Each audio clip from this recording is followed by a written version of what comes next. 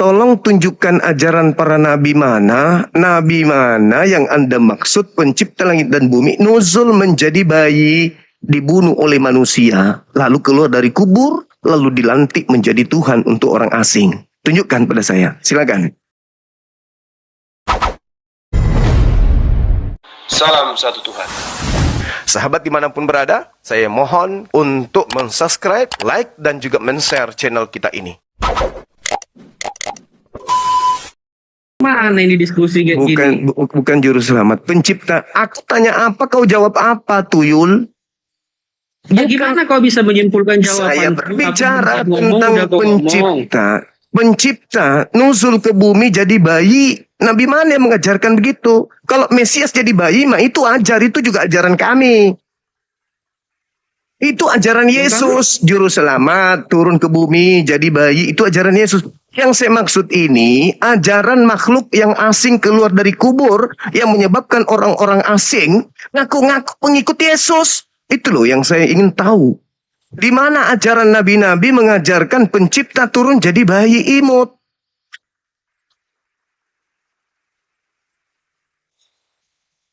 Silakan. Udah siap aku ngomong. Silakan. Nggak bisa aku ngomong.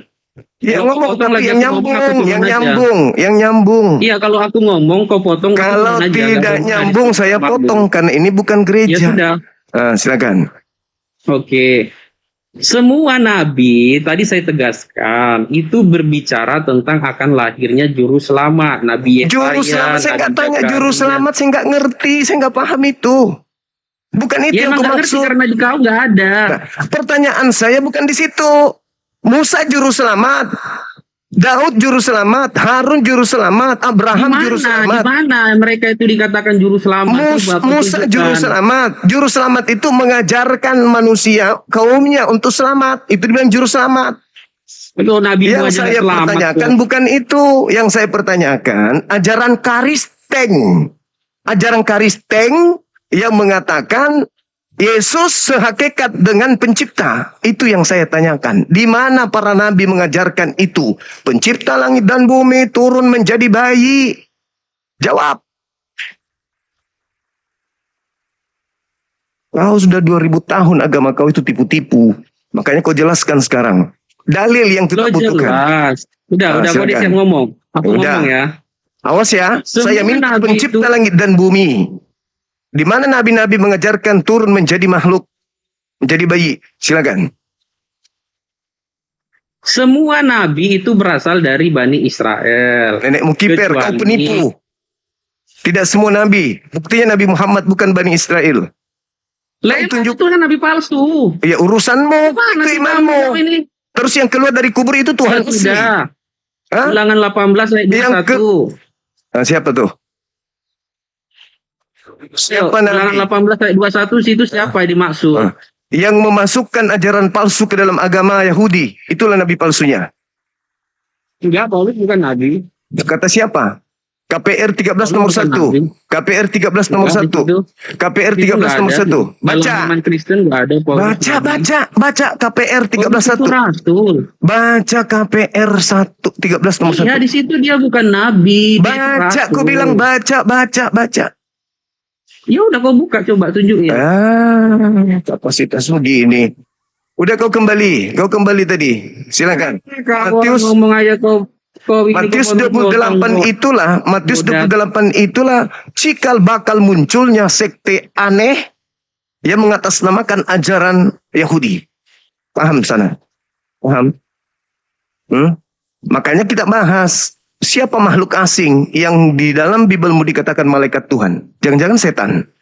Jawab. Ya, kau kan mengatakan bahwasannya kami sekte aneh. Yang aneh itu adalah kalian. Kalian itu berasal dari bukan keturunan Israel. Semua nabi itu tidak ada berasal dari Bani Arab. Enggak ada. Oke, baik. Mana ada nabi-nabi lain selain Nabi Arab? Ini perlu dipertanyakan.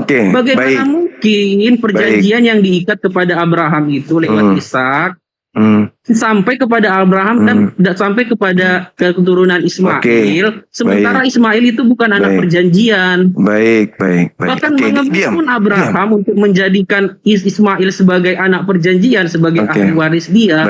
Tetapi Allah Bapa tidak berkenan kepada itu. Bukan dari Hagar lah Allah atau Tuhan akan melaksanakan perjanjian, tapi dari keturunan si Sarah.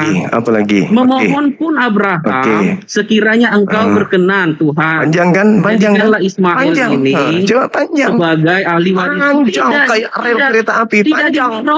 Tidak panjang. oleh Tuhan. Panjang kan? Panjang. Jadi Ismail itu nggak habis. Bukan anak perjanjian. Panjang. Nggak bisa kasih orang kesempatan bicara kalau kau ngomong kan? Sekarang gantian saya. Bisa ngasih kesempatan. Sekarang gantian. Potong-potong. Gantian. Orang menjelaskan potong-potong. Karena apa? Gantian. Karena kalau dilanjutkan saya berbicara, imanmu itu akan runtuh. Gantian. Bagaimana mungkin kalian bisa mengimani seseorang yang berasal dari Bani Arab, menjadi nabi, dan mengaku menerima wahyu dari Tuhan yang disembah oleh Bani Israel? Ini satu pertanyaan besar. Gantian boleh? Sementara Nabi Muhammad nggak bisa pernah dibuatkan dalam Taurat dan Anda dibawa, ngapain saya temani orang gila ngomong? Orang gila, lu pikir ini gereja tempat tipu-tipu? Sorry ya. Kau lawan saya pakai ilmu dong. Jangan model kayak benches.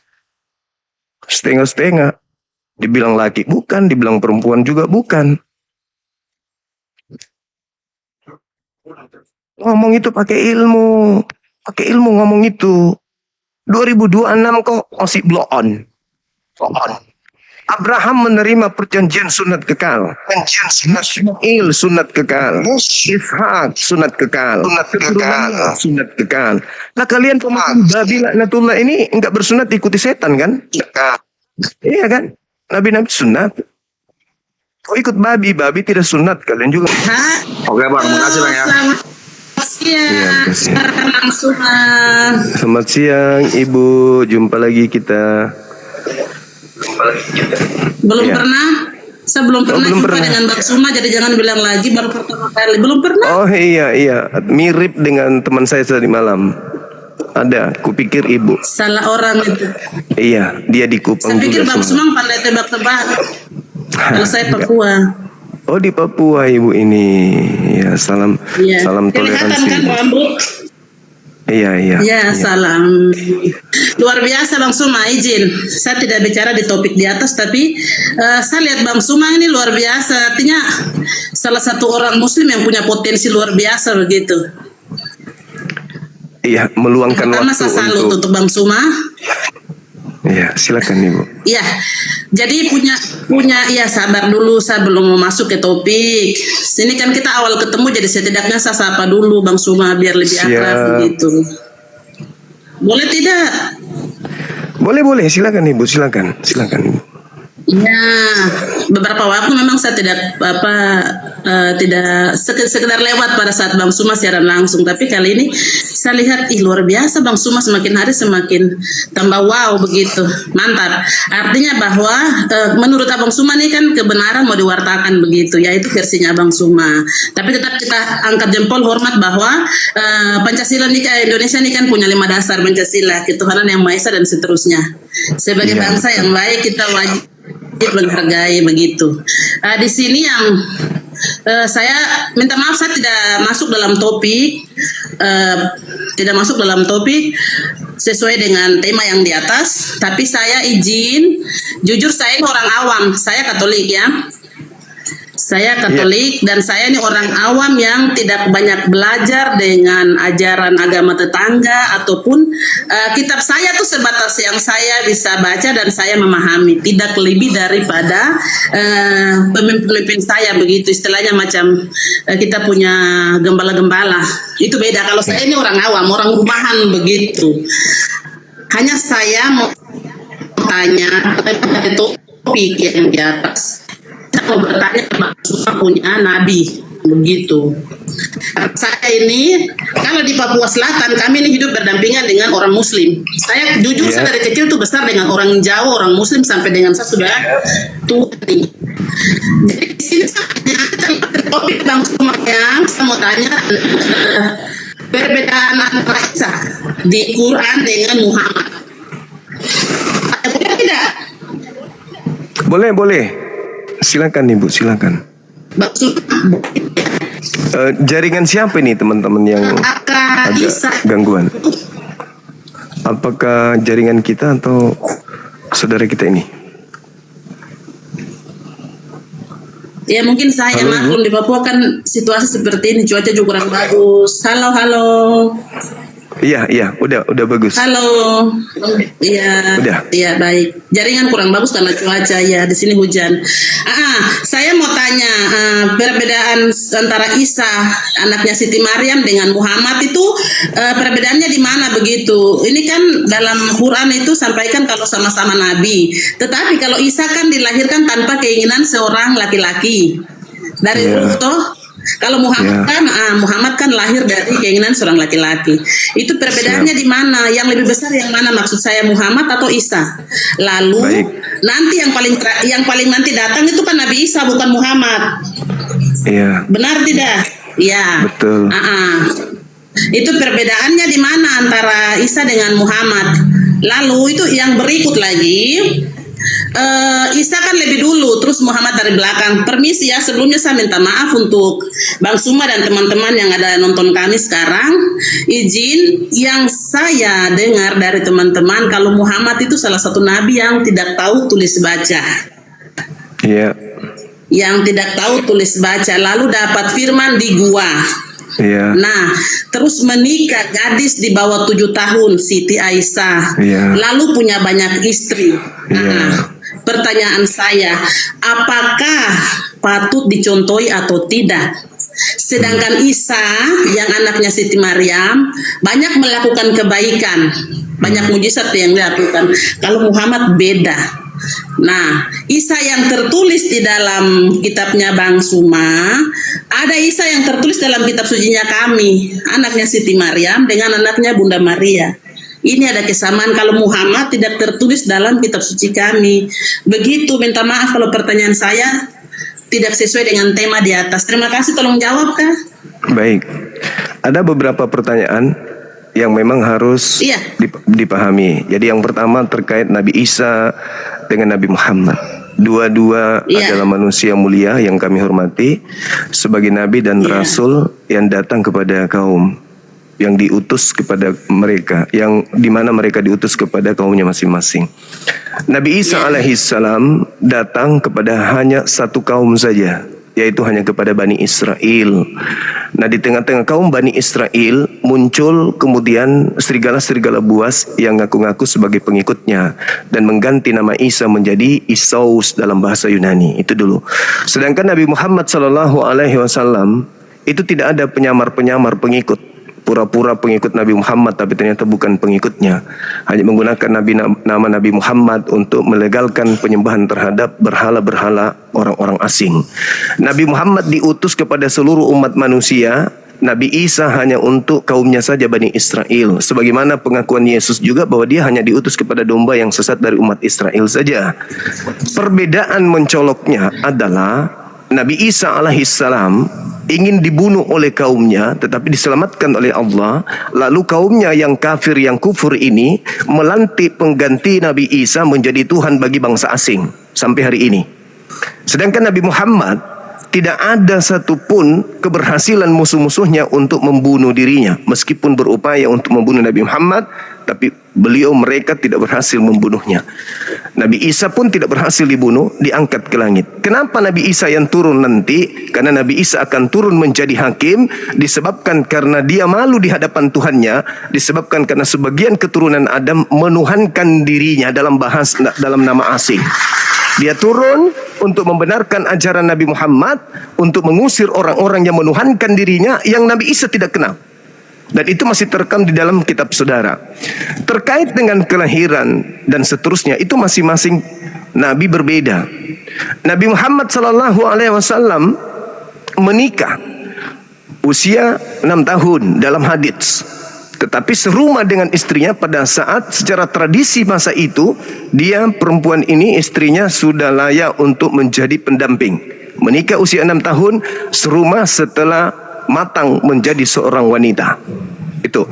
Sedangkan Nabi Muhammad datang untuk membatasi ajaran poligami.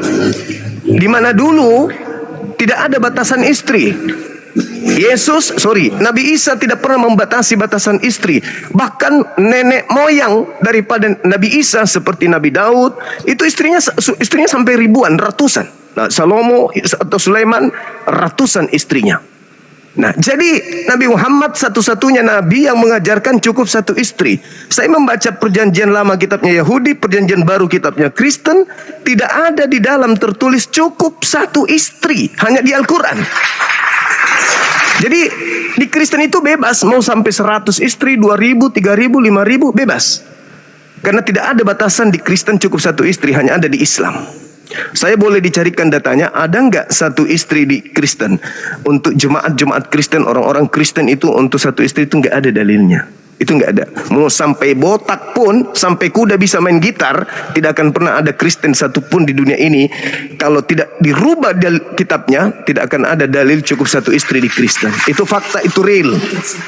Kemudian, pertanyaan saudari saya tadi terkait dengan siapa yang datang untuk yang kedua kalinya. Saya ulang kembali, Nabi Isa turun ke bumi untuk mengusir semua orang-orang kafir yang melantiknya Tuhan.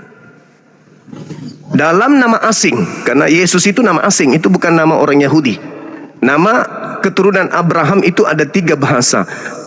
Ibrani, Aramaik, Arab. Yesua, Isa. Yesus itu nama asing, orang nggak kenal di Yerusalem, itu tidak dikenal. Makanya Kristen itu tidak bertumbuh di negara-negara tanah tempat kelahiran para nabi. Kristen hanya bertumbuh di negara-negara penyembahan dewa-dewa.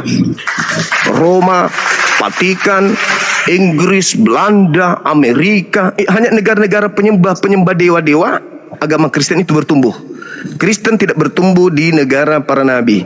Tetapi kalau Islam bertumbuh di sana. Karena Islam adalah ajaran nabi-nabi. Isa mengajarkan Islam, Yesus mengajarkan Islam. Sedangkan Kristen, ya itu beda, itu ajaran asing yang tidak pernah dikenal oleh para nabi. Seperti itu Bu, untuk sementara. Silakan. Baik, terima kasih. Mantap. Satu pertanyaan Bang Sumo belum jawab. Nabi Muhammad tidak tahu baca, terus kenapa bisa diterjemahkan dalam Quran? Dapat firman terus terjemahannya bagaimana? Kalau Muhammad tidak tahu baca, itu belum dijawab. Baik, saya jawab. Di dalam kitabnya orang Yahudi, sampai hari ini ketika saya berbicara sama orang-orang Yahudi, sampai hari ini mereka nggak bisa jawab. Siapa yang dinubuatkan di dalam kitab mereka? Yesaya 29 nomor 12, seorang yang diberi kitab termaterai, apabila diberikan kitab itu dia tidak menjawab dan mengatakan aku tidak bisa membaca. Itu tidak ada nabi-nabi di tengah-tengah mereka yang mampu kemudian didudukkan sebagai nabi yang dimaksud, yang menerima kitab termaterai tersebut. Hanya Nabi Muhammad. Lalu, kenapa Nabi Muhammad itu tidak bisa membaca, tidak bisa kemudian menulis? Untuk menghindarkan kesucian Al-Quran tidak ternodai oleh karangannya sendiri, oleh tambahan-tambahan logikanya sendiri, hasil pikirannya sendiri. Maka Al-Quran murni dari langit, tidak ada penambahan dari idenya, tidak ada penambahan dari pikirannya, tidak ada penambahan dari gagasannya, tetapi apa yang diterima itu yang disampaikan, tidak ditambah, tidak dikurangi. Berbeda dengan Paulus, dia ahli kitab, dia ahli Taurat, dia orang Farisi, maka dia bebas mengarang cerita. Maka 13 buku dikarangnya yang dijadikan sebagai buku panduan agama Kristen hari ini. Paulus sendiri mengakui, aku menulis, yang kutuliskan, yang kukatakan bukan firman Tuhan, tetapi pikiran orang bodoh yang ingin bermegah. Itu Paulus. Kenapa dia bisa mengarang? Karena dia orang pintar, dia ahli Taurat, dia ahli kitab, dia adalah orang Farisi, ahli tafsir kitab Tanakh. Makanya dia mampu mengarang 13 buku yang bukan firman Tuhan. Itulah yang Anda imani sekarang. Silakan. Oke, baik, terima kasih. Berarti Nabi Muhammad terima firman ini langsung begitu. Maksud saya di sini loh Bang, maksud saya di sini. siapa yang menulis itu, yang menulis firman Tuhan, ataukah Quran itu mentah-mentah langsung turun mentah langsung di tangan Nabi Muhammad? Begitu. Quran yang dari ajarannya Bang Sumani mentah turun atau ada yang tolong tulis, itu saya meminta penjelasan begitu. Oke, baik. Penjelasan ini. Sedangkan kan baik. nabinya tidak bisa tulis, tidak bisa baca. Terus siapa yang menulis sampai bisa bisa ada sekarang? Apa itu turun secara buku langsung ke tangan Muhammad, izin ke Nabi Muhammad, ataukah ada yang tolong menulis? Itu saya mau tahu yang itu. Baik. Nabi Muhammad menerima wahyu langsung ke dalam hatinya. Lalu dia sampaikan kepada kaumnya. Dari mana wahyu itu? Dari Roh Kudus. Mana dalilnya? Qul nazzalahu ruhul qudus min rabbika bil haqq. Al-Quran itu berasal dari Allah melalui Roh Kudus dari Tuhanmu dengan kebenaran. Jadi Nabi Muhammad dari Roh Kudus menerima Al-Quran. Kul man kana adu li Jibril fa innahu nazzalu ala qalbika biiznillah. Jadi dia menerima Al-Quran dari Allah dengan kebenaran. Itu jelas tuh. Setelah Nabi Muhammad menerima, dia sampaikan kepada sahabatnya. Sahabatnya menghafal, sahabatnya menuliskan. Jadi Nabi Muhammad menerima wahyu, lalu diajarkan kepada sahabat, sahabat menghafal, sahabat menuliskan. Akurat itu. Itu nggak bisa kemudian ditambah, tidak bisa dikurangi. Nah, sedangkan sedangkan para nabi seperti misalnya Nabi Isa alaihissalam, Nabi Isa juga menyampaikan firman dari Tuhannya, disebut Injil. Tapi tidak ada muridnya yang menghafal dan tidak ada muridnya yang menuliskan. Nabi Isa menyampaikan firman Allah kepada kaumnya Bani Israel, tidak ada yang menghafal, tidak ada yang menuliskan. Sehingga lahirlah orang-orang asing yang menyusun berita-berita, peristiwa-peristiwa tentang Nabi Isa, lalu kemudian mereka mengatakan Injil karangan Lukas, Injil karangan Markus, Injil karangan dan seterusnya. Kenapa bisa demikian? Karena Injil yang dituliskan oleh pengarang-pengarang tersebut itu ditulis puluhan tahun setelah Nabi Isa tak ada di bumi. Makanya, ya, ada lagi? Silakan. Luar biasa.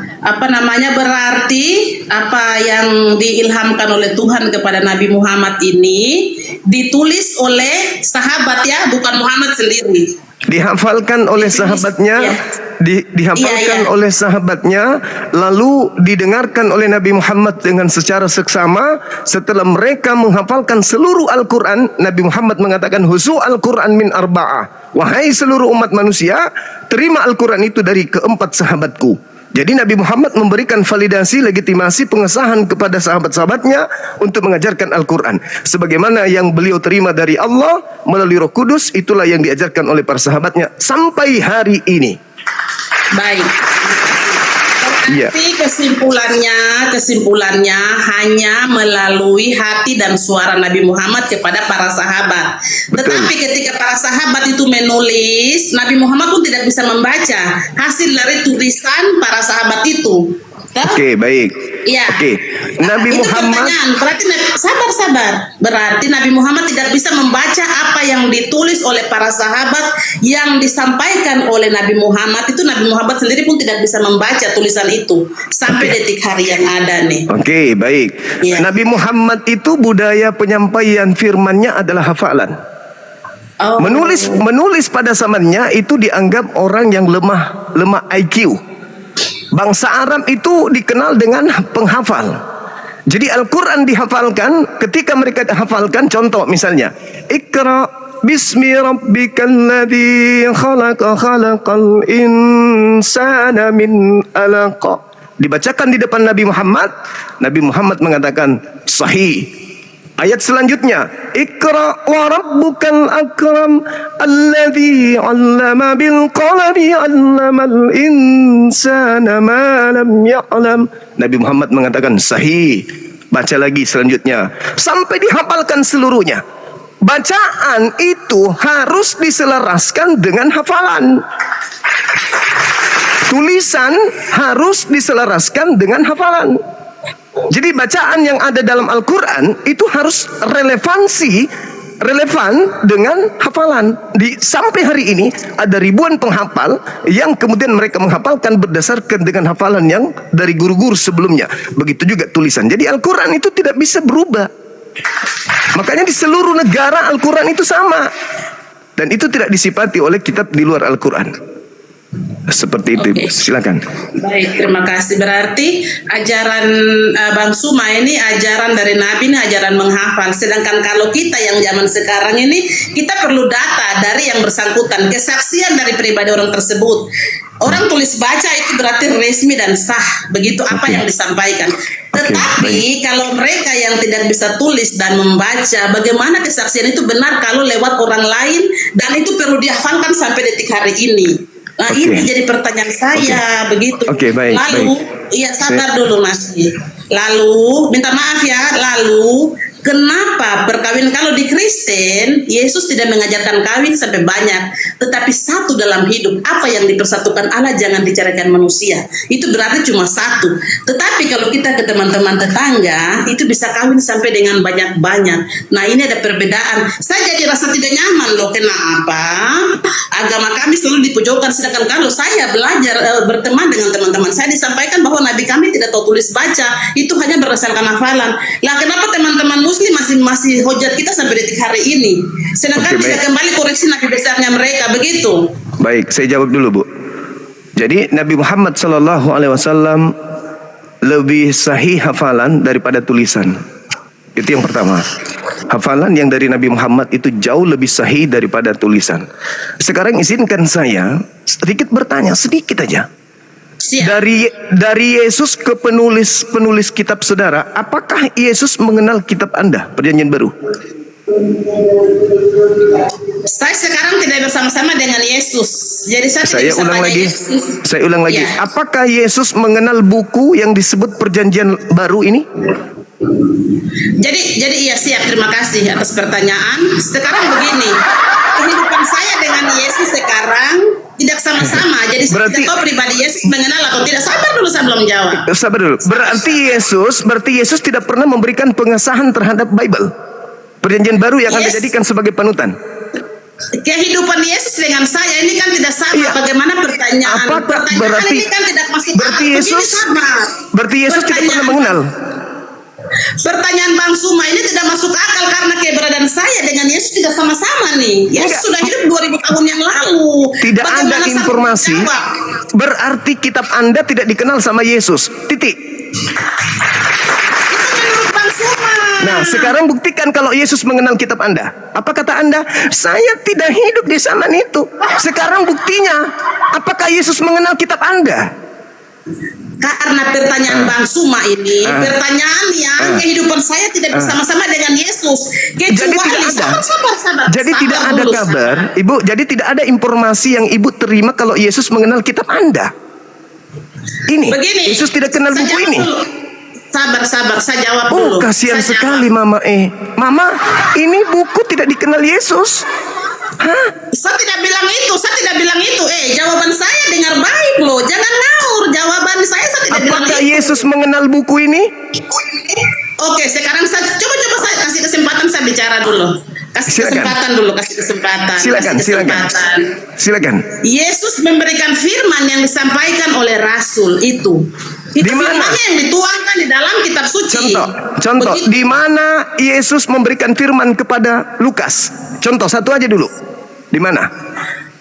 Perbuatan Yesus yang dilakukan saat itu, rasul-rasul 12 rasul itu menjadi salah satu saksi. Di mana Yesus memberikan firman? Di mana Yesus memberikan firman kepada mereka? Ketika Yesus terangkat ke surga yang kita baru kemarin merayakan ini.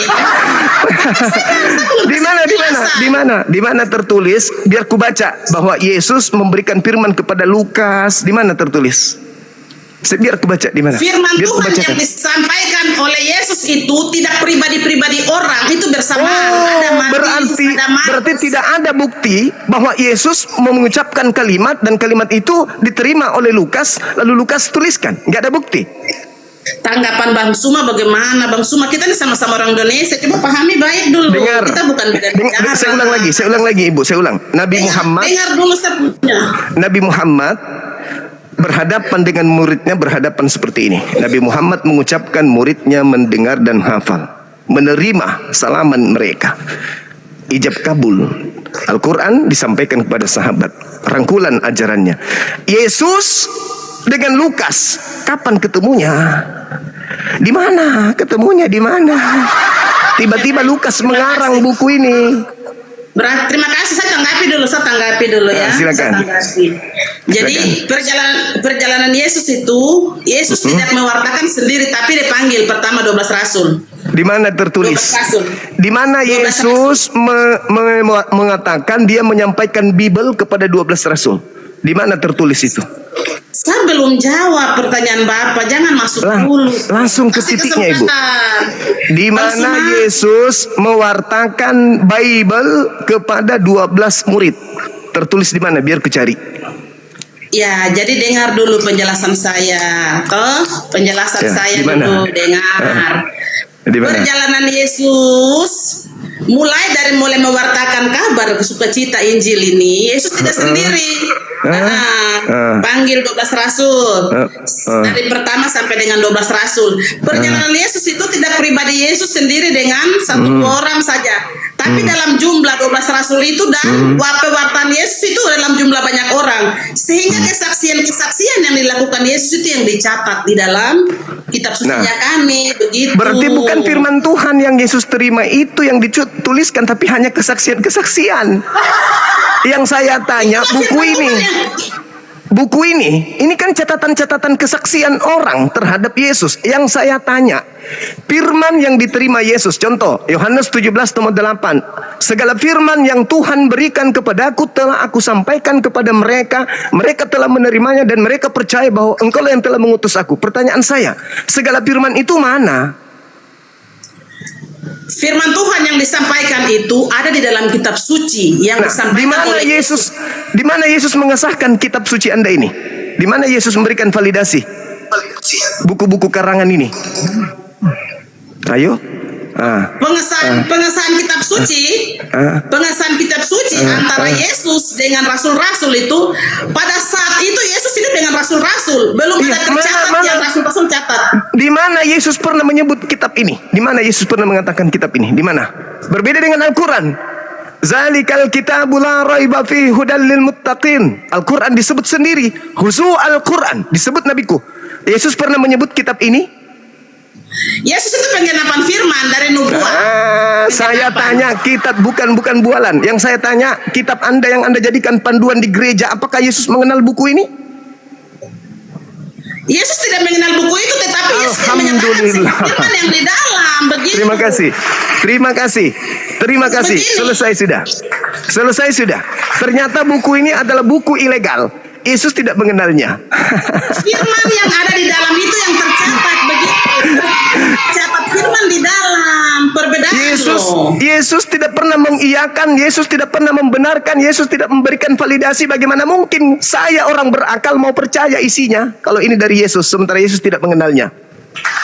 Izin, satu jawaban begini. Ya, gimana? Begini, dengar dulu penjelasan saya. Udah selesai kan? Yesus tak mengenal buku ini kan? Yesus tidak mengenal ini kan? Firmannya di dalam itu tercatat itu. Iya, Setiap kata-kata Yesus ada di dalam, begitu. Yesus akui enggak? Yesus akui karena itu kata Di mana? Yesus sendiri Ayo. di dalam. Di mana Yesus mengakui? Di mana Yesus mengakui buku ini? Jadi begini dulu, dengar penjelasan. Yang Bang Suma minta tuh masalah pengakuan. Iya dong. Yang Bang Suma minta pengakuan. Pengakuan Yesus terhadap pengakuan Yesus terhadap kitab sucinya kami orang Kristen ya. Iya. Itu Bang Suma punya pengakuan. Ada? Isi di dalam kitab suci itu perkataan Yesus semua itu sah. Kata Anda, kata Yesus apa? Kata Yesus apa? Yesus semua yang terisi di dalam kitab sucinya kami. Itu kata Ibu, kata Yesus apa terhadap kitab ini? Apakah dia mengakui itu ucapannya? Kembali tadi saya bilang, tadi saya sampaikan. Apakah Yesus mengakui? Saya tidak hidup setara dengan Yesus. Berarti tidak ada. Berarti tidak ada. Pertanyaan Berarti- tidak masuk akal. Ini Berarti pertanyaan tidak ada pengakuan, Pertanyaan ini konyol begitu. tidak ada pengakuan Pertanyaannya Yesus, konyol. tidak ada pengakuan Yesus tentang kitab Anda. Pertanyaan Bang Suma ini konyol begitu. Dengan kata Pertanyaannya lain, konyol, tidak masuk akal. dengan kata lain, mustahil buku ini mendapatkan legitimasi dari Yesus.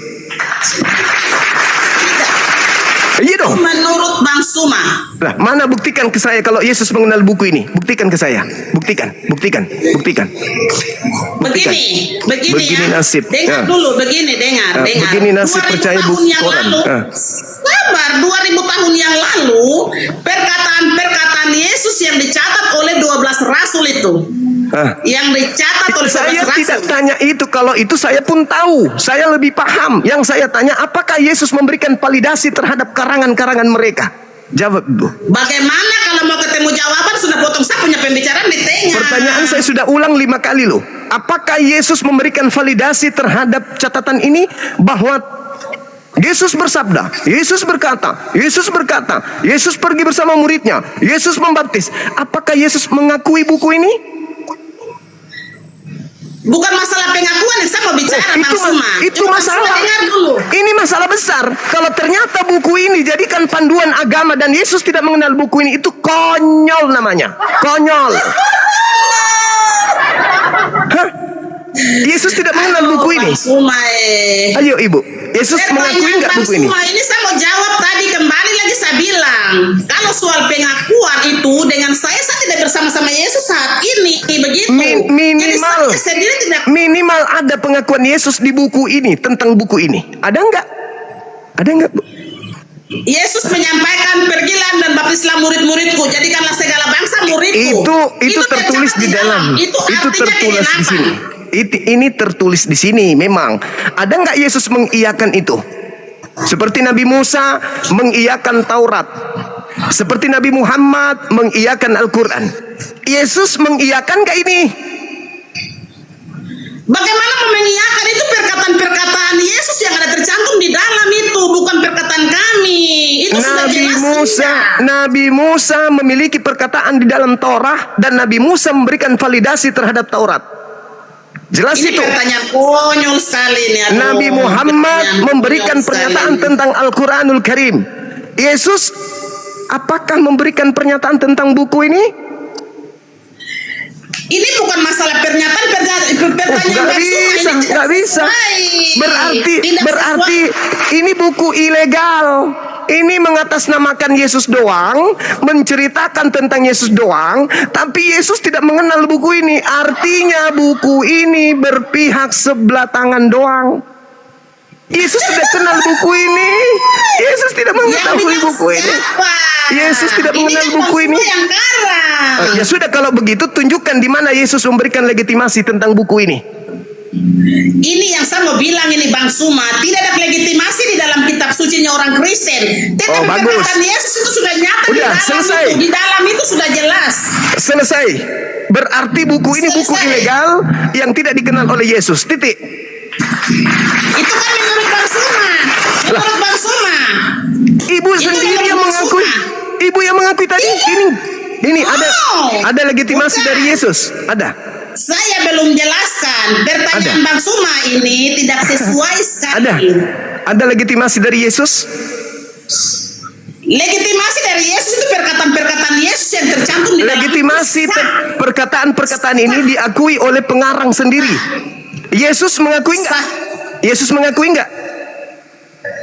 Sekarang begini Bang Suma. Yesus mengakui Sekarang nggak? begini.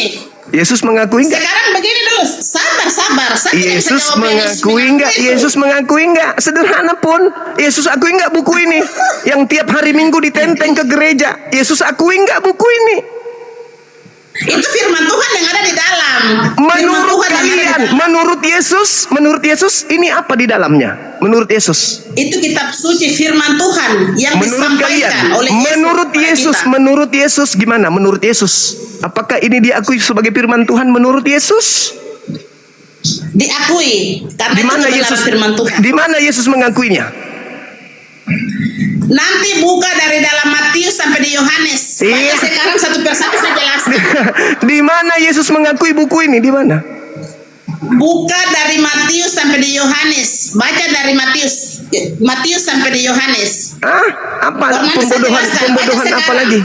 Pembodohan apa lagi yang Anda ingin lakukan? Tidak ada pembodohan. Kalau begitu tunjukkan di mana Yesus mengakui buku ini, di mana? Di mana Yesus mengakui buku ini? Sebagaimana Yesus mengakui Torah, sebagaimana Yesus mengakui Injil. Nanti saya kasih Buku ini, tahu. buku ini di mana Baca diakui kembali. Yesus? Di mana? Baca kembali. Di ma- Bang Suma di baca mana? kembali. Di mana saya harus Coba membacanya? baca Di dulu mana dari nih? Matius sampai di Yohanes. Sahabat Matius. kita, tabarakallah. Markus. Apa di Matius? Lukas, Apa? Yohanes. Lukas apa?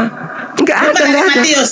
Saya sudah baca ini bolak-balik. Enggak ada pengakuan Yesus tentang buku ini, itu enggak ada. Enggak ada. Yesus tidak mengenal buku ini. Yesus tidak mengenal buku ini. Yesus tidak mengenal Kristen. Yesus tidak mengenal orang-orang pemakan babi, orang-orang yang tidak bersunat, orang-orang yang ibadah minggu, orang-orang yang Natalan. Itu Yesus semua tidak kenal. Yesus tidak pernah mengajarkan itu semua. Ini aja dulu. Menurut Suma. Yesus mengenal buku ini enggak? Mengenal, itu kata-katanya kasih- yang ada di dalam. Tadi ibu mengatakan itu pertanyaan konyol.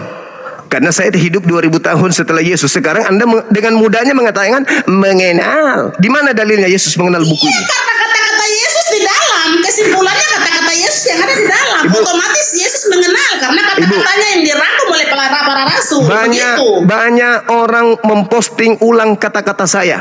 Tapi saya tidak pernah melakukan pengesahan terhadap piti-piti mereka atau video mereka. Begitu juga Yesus. Kata-kata Yesus dikumpul di sini. Tapi Yesus tidak memberikan legitimasi bahwa itu adalah benar kata-kata dia. Ayo. Dengar dulu Bang Suma. Dengar Apa dulu. lagi? Apa lagi? Kitab suci yang para rasul ada catat setiap peristiwa ya. Itu wartawan yang mencatat. Ini yang saya tanyakan, mana ucapan Yesusnya tentang kitab ini, mana? Ucapan Yesus tentang kitab ini mana? Yesus memberikan validasi ke ini siapa? Ini. Di mana? Dengar dulu penjelasan saya tuh. Saya belum selesai. Masuk Iya. dengar. Silakan. Di mana Yesus memperkenalkan? Di mana? Iya, silakan. Iya, yang ada tercatat di dalam itu dari Matius. Iya, terima kasih. Terlalu tegang tinggi kamu. Enggak, bukan dong. Saya mengejar. Begitu tajamnya Anda menyerang iman saya, membabi buta. Saya sudah membayar semuanya dengan jawaban yang akurat. Saya cuma satu pertanyaan, Anda mutar-mutar kayak gasing. Apakah Yesus mengenal buku ini yang Anda jadikan sebagai panduan menjadi Kristen? Nih, sampai-sampai harus menggunakan istilah-istilah Islam di dalamnya. Yuk. Sampai-sampai harus nyamar-nyamar ke Islam-Islaman. Di sini ada tertulis nama Allah, ada kata Alkitab, ada kata Wahyu, ada Suma, kata. kenapa bilang saya membabi buta menyerang agama Suma? Loh, tadi pertanyaan Suma Anda jangan itu, bilang saya membabi buta menyerang kata Suma. Pertanyaan Anda Saya dari itu, dulu sampai sekarang ini saya tidak pernah menyerang Suma ku agama. pertanyaan Anda itu tadi, itu pertanyaan serangan. Ngomong loh, itu fitnah tadi. Giliran saya bertanya satu pertanyaan, ibu nangis. Mana dong? Menyerang agama Suma. Kok gimana dong? Loh. Nah, satu Orang saya pertanyaan, tidak pernah menangis. satu pertanyaan Anda membuat Anda menangis. Saya Ah, rasa tidak enak dengan Suma punya kata tadi. Suma bilang saya tuh membabi buta menyerang Suma punya agama. Sedangkan Oh, iya Suma dong. setiap menit detik ini menyerang saya punya agama.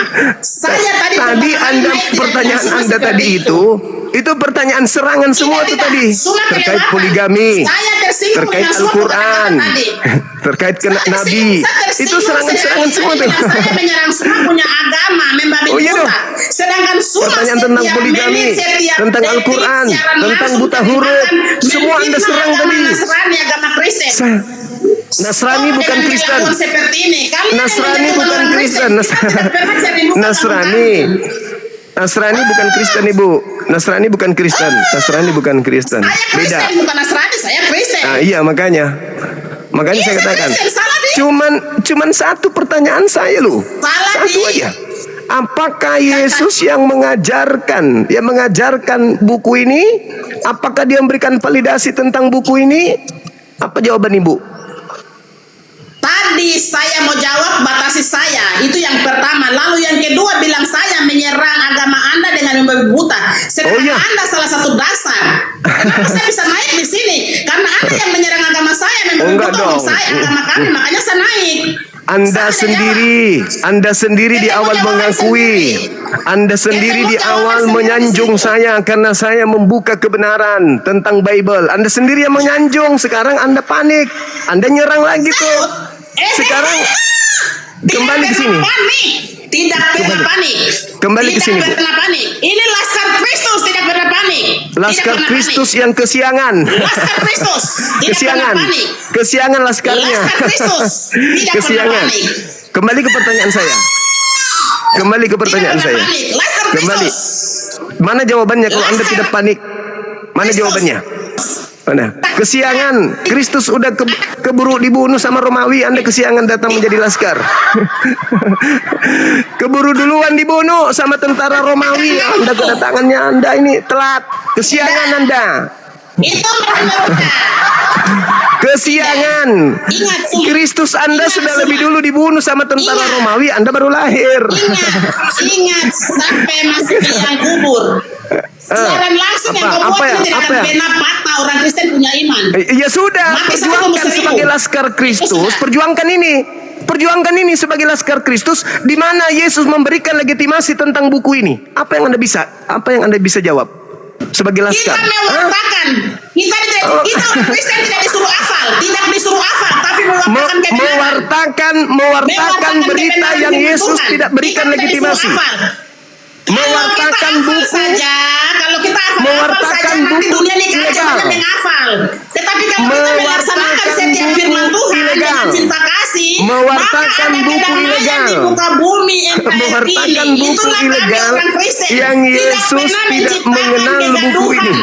Tidak pernah Yesus- membatasi orang lain untuk beribadah. Yesus- tidak pernah melarang Yesus orang tidak untuk memberikan. makan makanan. Itu kami Yesus tidak diajarkan memberikan seperti legitimasi itu. tentang Beda buku dengan ini. ajaranmu membakar-bakar gereja, larang orang makan babi. Itu kau punya ajaran sesat secara logika. Kalau Kristen tidak, cinta kasih yang diajarkan kepada kami. Itu Yesus luar biasa. Tidak mengajarkan kami untuk membunuh, membatasi orang beribadah. Itu kita orang Kristen. Beda dengan kau punya ajaran Suma. Saya Tolikara bakar masjid itu. saya bicara. Tidak main-main. Tolikara, Kalau kamu Tolikara. bunuh orang, dapat upah. Tolikara bakar Kamu masjid. bidadari di surga, pecah belah istri-istri di surga. Itu bukan tempat kawin mengawi. Yesus Keluar tidak ajarkan aslinya. kami seperti itu. Keluar aslinya. Ingat itu semua. Tolikara bakar Kamu masjid. lihatnya Laskar Kristus. Tidak main-main, bukan kaleng-kaleng. Yesus tidak ajarkan kita Tolikara untuk bakar membimbing agama gereja. lain.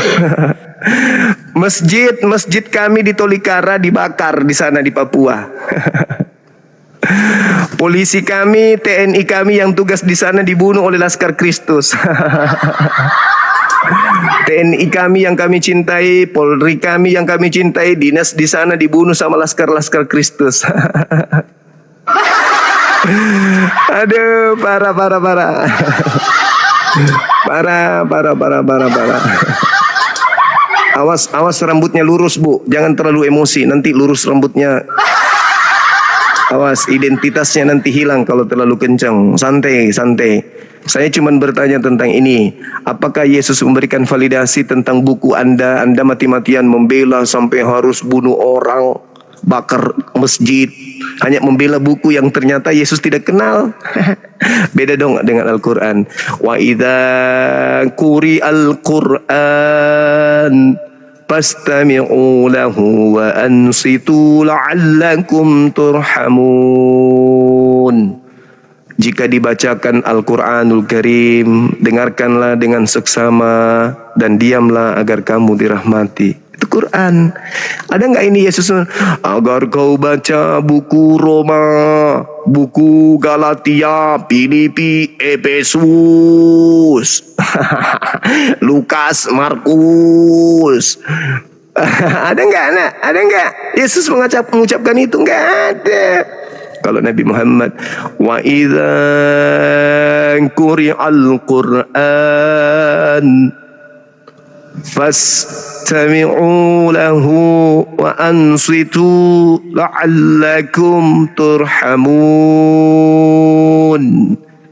Ada validasi tentang Al-Quran dari Allah, dari Nabi Muhammad. Ini nggak ada. Nggak ada. Ini buku ilegal. Buku ilegal ini. Yesus tidak mengenal buku ini. Yesus tidak pernah memberikan pengesahan tentang buku ini. Yesus tidak mengenalnya. Yesus tidak punya kemudian validasi terhadap buku ini. Kodong.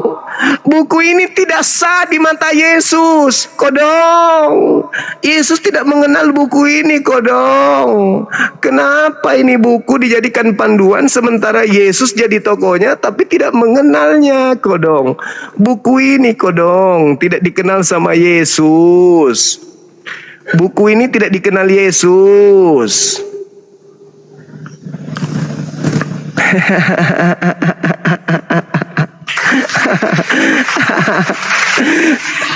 Satu pertanyaan bikin kejang-kejang sedunia. Anda menjadi laskar Kristus katanya. Oh, laskar Kristus. Tapi tidak ada yang memberikan pengesahan. Anda bela ini. Tapi Yesus tidak memberikan pengesahan tentang buku ini. Jadi buat apa? Buat apa? Buat apa mati-matian? Buat apa? Anda saya sudah kasih data, sudah saya kasih tema, udah dikasih temanya supaya terarah. Anda malah masuk nyerang Islam. Setelah itu Anda mengatakan aku nggak nyerang Islam loh. Siti Aisyah diserang, Al-Quran diserang, Nabi Muhammad diserang, semua diserang sama dia tadi. Kodong, kemasianku menatapnya.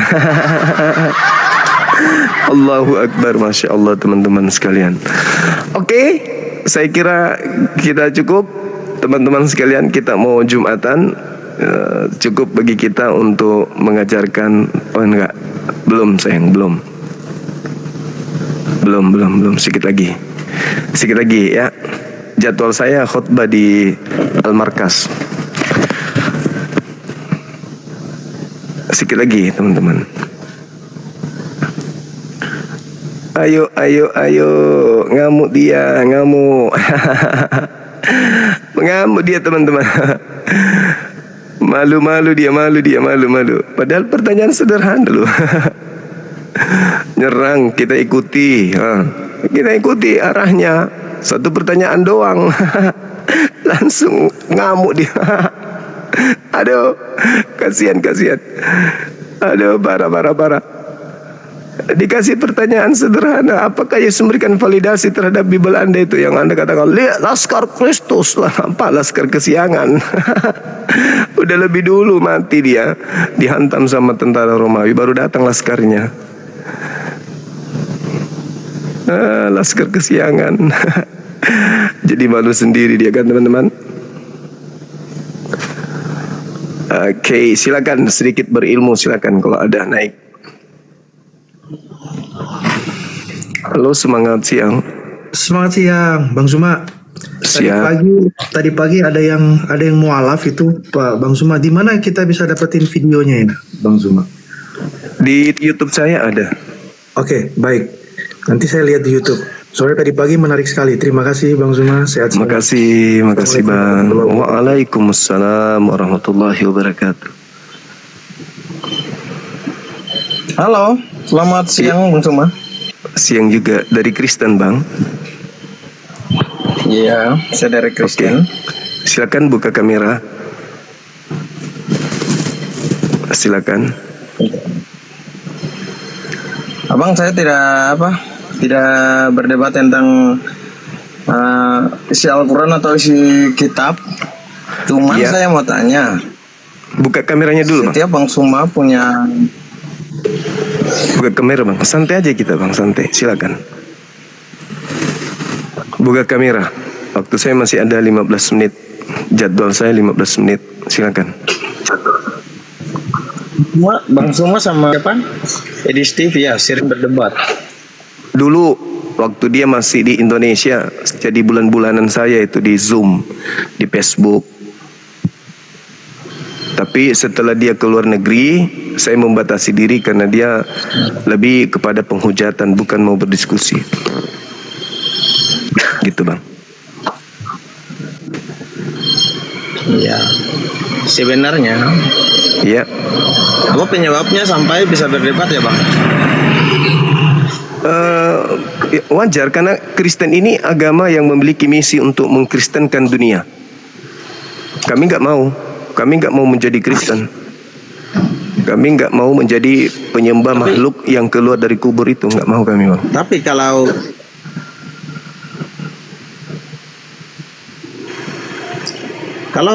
berdebat antara Bang Suma sama Bang Edi TV, warga pun ada yang senang, ada yang resah. Ya kemarin terakhir saya berdebat, dia mengakui bahwa Ya kan? Karena Yesus itu taat, bukan taat kepada iblis, tapi taat kepada salib. Ya sama doang. Itu kemarin dia akui Yesus itu bertuhan. tapi gini ya Bang, Dia akui Yesus menebus dosa itu bukan karena salib, tapi karena ketaatannya dia.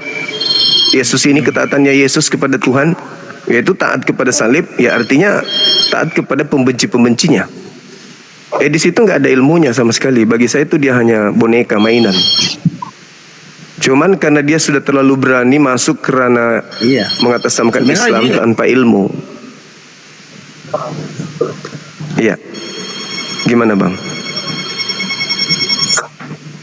Iya, sebenarnya begini Bang. Sama Edi TV berdebat sama Abang. Sampai pun Yesus Muhammad. Saya juga belum ini sama Edi TV. Ya, baru Abang ya. Apakah pernah Bang ya? Ini bukan pertanyaan yang sebesar-besarnya. Abang berdebat sama Edi TV tentang Yesus dengan Muhammad. Apakah Yesus dengan Muhammad pernah berdebat sama pengikut-pengikutnya jadi dosa begini Bang? Gimana? Ada yang nggak suka ya pasti dosa. Ada yang suka tapi yang nggak suka hebat. Gimana? Terputus suaranya.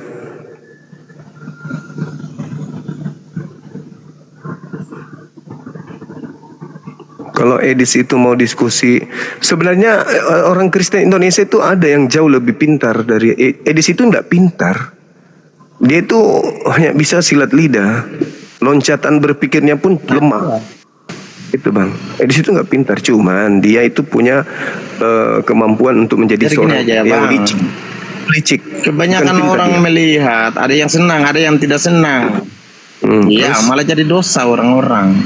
Oh, enggak dong. Yang senang salah pun dosa, Wah. nggak suka pun dosa. Di Kristen emang masih ada dosa Bang. Nah, makanya begini Bang. Saya mau sama Bang. Nggak ada satu manusia yang nggak ada dosa. Perasaan Kristen ini anak-anak Tuhan kok masih ada dosa? Kalian pewaris surga kok masih ada dosa? Gimana ceritanya? Mana yang betul? Kristen pewaris Iya, surga kalau kok ada itu dosa? ya tercatat di mana-mana ya. Manusia, setiap manusia ada dosa. Kok aneh ya? Kristen ini menurut Paulus bukan lagi hamba. Kristen ini adalah anak. Jadi tidak ada lagi dosa. Mau ngapain aja kalian bebas. Coba baca Galatia 5 tuh. Kata Galatia 5 nomor 1, nomor 2, Kolose 2, nomor 16 dan seterusnya. Lagi sinyal. Galatia 2 dan seterusnya. Enggak ada lagi dosa di Kristen, enggak ada lagi dosa. Makanya Yesus mati untuk menghapus semua aturan Tuhan supaya Kristen bebas mau ngapain aja. Adapun tentang moral, Paulus bikin tuh. Iya. Gitu. Tapi tentang ajaran Tuhan, Apabila yang datang kepada Bani Israel itu udah dihapus semua sama Paulus. Habis itu Paulus bikin aturan sendiri. Oke? Ada lagi? Ya, Nggak tidur Bang Cuman Suai. itu yang tadi saya bilang, saya tidak berdebat tentang Saya tidak Oke. berdebat tentang Quran, tentang kitab, tentang apa ya Bang ya. Cuman itu ya Bang yang saya bilang. Yesus dengan Muhammad tidak pernah berdebat seperti Bang Suma dengan diskusi. Yesus berdebat dengan orang-orang kafir. Nabi Muhammad berdebat dengan orang-orang kafir. Para nabi tidak berdebat. Mereka adalah wakil-wakil Tuhan. Bagaimana mungkin mau berdebat? Gitu. Terus, kenapa manusia dengan manusia tinggal berdebat ya? Ya berdebat dong. Karena manusia itu memiliki kemudian hak bebas untuk mengatakan, mengajarkan kebenaran. Di Kristen diajarkan, mengajarkan sesuatu yang mereka anggap benar. Islam juga begitu. Nah, kita bedah kebenarannya di mana. Masa ada Tuhan turun ke bumi mati dibunuh oleh manusia itu benar? Di mana benarnya? Tuhan dibunuh manusia itu benarnya di mana? Hah? Tuhan jadi mayat itu benarnya di mana? Tuhan keluar dari kuburan itu benarnya di mana? Tuhan keluar dari rahim manusia itu benarnya di mana? Inilah makanya kami hadir untuk meluruskan ajaran seperti itu, supaya manusia itu punya kesempatan untuk mendapatkan keselamatan. Oke? Kami mau ibadah, Bung. Ya. Oke, lanjut dulu Bang. Oke, terima kasih. Lanjut dulu ibadah. Siap. Iya, kalau ada lagi ikuti. Baik. Terima kasih ya. Salam kenal. Baik teman-teman sekalian, karena di tempat kita sudah sedikit lagi sholat Jumat, kita tutup dulu. Yang pastinya kita naik yang memberikan sedikit ilmu, wejangan, kesadaran supaya orang-orang di luar Islam itu paham. Ternyata Islam ketika menegakkan kebenaran tegas, kebenaran itu memang harus diurai dengan pola pakaian kebenaran itu sendiri. Tadi kita lihat bagaimana seorang ibu yang menyerang Islam, membabi buta, tapi dikatakan dia tidak membabi buta. Ya membabi buta lah, tanpa dalil, tanpa kemudian materi matang yang diakui oleh Islam itu sendiri. Ya diserang bagaimana Nabi Muhammad, banyak istri katanya dan seterusnya, tanpa dia memahami agamanya sendiri, bahwa banyak istri itu boleh dilihat kakeknya Yesus, kan begitu. Ya serangan-serangan seperti itu kita terima aja, kita luruskan. Nah, lalu kita tanya satu pertanyaan aja, apakah Yesus memberikan validasi, legitimasi terkait buku ini yang kalian jadikan sebagai panduan di dalam beragama, mengajarkan orang Islam awam untuk ikut-ikutan mengimani ini? Apakah Yesus memberikan validasi? Ternyata tidak. Bagaimana ceritanya sebuah agama punya kitab suci di mana kitab sucinya itu tidak dapat validasi dari Tuhannya? Nabi Musa kitabnya Torah dapat validasi dari Elohim, iya kan? Nabi Muhammad kitabnya Quran dapat validasi dari Allah. Nabi Musa mengenal kitabnya, menyebut kitabnya, mengajarkan kitabnya, menggenggam kemudian akidah yang muncul di dalamnya. Nabi Muhammad juga demikian adanya. Lah Yesus dengan buku ini tidak saling kenal mengenal. Yesus tidak mengenal ini kitabnya orang Kristen. Gimana ceritanya? Syukran sahabat. Masya Allah, barakallah. Sakinah. Jadi gimana mau dijadikan sebagai panduan, kan teman-teman? Itu satu pertanyaan sederhana saja membuat gereja se-Indonesia bahkan sedunia terguncang. Ini dijadikan panduan ibadah minggu, menyembah Yesus, makan babi, apalagi mengatakan Torah itu tidak ada kebenaran di dalamnya. Tetapi buku yang dipakai membatalkan firman Tuhan adalah buku yang tidak mendapatkan validasi, legitimasi, ijazah, pengesahan dari Yesus itu sendiri. Gimana itu? Gimana itu, teman-teman? Bagaimana bisa dianggap sebuah kebenaran? Nggak bisa dong. Oke, teman-teman sekalian, terima kasih ya, kita udah kumpul di sini, udah bersama di sini. Terima kasih udah bergabung bersama dengan kita. Meskipun kita tidak banyak waktu, paling tidak sedikit ada ilmu yang tersampaikan, sedikit ada ilmu yang bermanfaat bagi kita, bahwa Al-Quran tidak ada keraguan di dalamnya, mendapat validasi pengesahan dari Allah, dari Roh Kudus, dari Nabi Muhammad. Sedangkan ini jangankan dari Elohim, Tuhannya Yahudi, dari Yesus aja kagak. Jadi bagaimana sebuah buku dianggap suci kalau Yesus sendiri tak mengetahuinya, tak mengenalnya? Oke teman-teman, kita tutup. Terima kasih atas kebersamaannya. Mohon maaf jika ada kekurangan. Teman-teman Kristen, mohon maaf jika kebenaran yang saya sampaikan membuat hati Anda sakit, gundah gulana, emosional dan seterusnya. Semua untuk demi keselamatan saudara. Oke? Kalau masih enggak percaya lagi, Anda masih